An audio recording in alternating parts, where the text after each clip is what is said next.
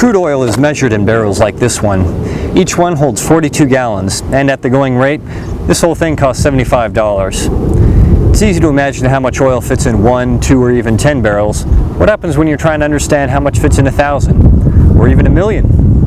That's why we at the Tucson Weekly have come up with a new way to measure liquids: the McHale. The UVA's McHale Center holds 2.2 million barrels of oil. That's 94 million gallons. Here's how we came up with that number. Since we can't actually pour any sort of liquid into the stadium, we'll have to pretend the McHale Center is a giant box. According to the university's athletics website, the basketball arena measures 482 feet by 339 feet by 77 feet.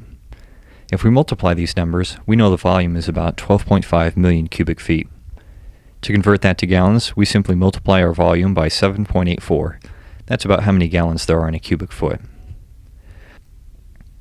Okay, so now we know how much oil 1 McHale is. How does that translate into the real world? In 2008, the U.S. consumed 19 million barrels of oil each day, or 9 McHales. The worst case scenario of the BP oil spill in the Gulf has leaked 230 million gallons of oil by June 15th. If we divide that by 94 million, the number of gallons you could fit inside the McHale Center, we find that you could fill the stadium 2.5 times with all the oil that has escaped from the pipe. That's the extreme worst case scenario. A June 10th estimate puts the daily oil flow rate at 30,000 gallons.